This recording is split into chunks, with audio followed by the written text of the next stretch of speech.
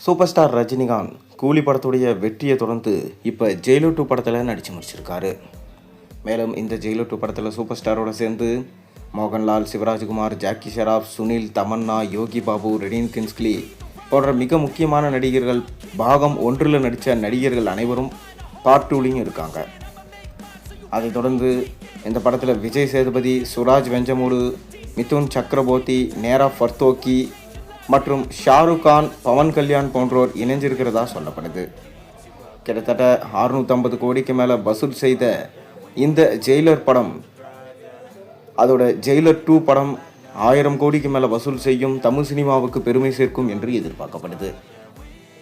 கூடவே super star ரசிகர்களுக்கு செம ட்ரீட்டான படமாக இந்த படம் இருக்கும் என்பதில் எந்த சந்தேகமே இல்லை.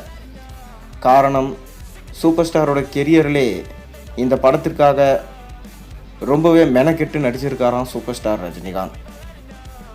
மேலும் சூப்பர் ஸ்டார் மேலே நிறைய குற்றச்சாட்டுகள் வைக்கப்பட்டது.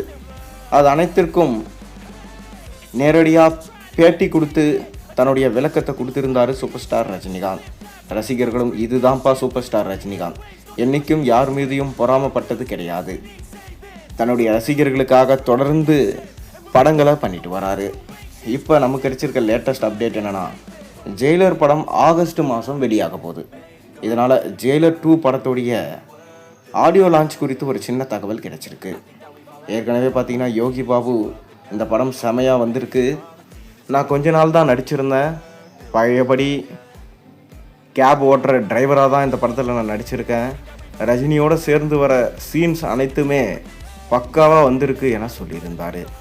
ஆனால் நெல்சன் இப்போ வரைக்கும் இந்த படத்தோட ஸ்டார் காஸ்ட்டை அறிவிக்கவே இல்லை. இன்னொரு புறம் இந்த படத்துடைய ஆடியோ லான்ச் குறித்து ஒரு தகவல் இணையத்தில் பரவி கொண்டிருக்கு. அதாவது ஜூலை 15ஆம் தேதி இந்த படத்தோட ஆடியோ லான்ச் பிரம்மாண்டமாக நேரு உள் விளையாட்டு அரங்கத்தில் நடக்க போதாம். சன் பிக்சர்ஸ் பிரம்மாண்டமாக ப்ரொடக்ஷன்ஸ் பண்ணியிருக்க இந்த படத்தில் அனிருத் மியூசிக் பண்ணியிருக்காரு.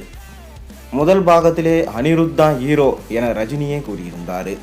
அதே போல் இந்த 2ஆம் பாகத்திலும் அனிருத்தோட மியூசிக் ரொம்ப ஹைலைட்டாக அமையும் என்று எதிர்பார்க்கப்படுது. தொடர்ந்து ஜெயிலர் படத்துடைய ப்ரீக்வலாக இந்த படத்தை நெல்சன் எடுத்திருக்காராம். மேலும் இதை தொடர்ந்து ரஜினிகாந்த் இந்த ஆடியோ லான்ச்சில் என்ன பேச போகிறாரு, இதை தெரிஞ்சிக்க ரசிகர்கள் தற்போதே ஆவலாக இருக்காங்க. அது மட்டும் இல்லாமல் அரசியல் குறித்து ஏதாவது பேசுவாரா என தற்போது சொல்லப்பட்டு வருது. மேலும் இதை தொடர்ந்து தலைவர் 173 படத்தில் ரஜினிகாந்த் தற்போது நடிக்க தயாராகிட்டார்.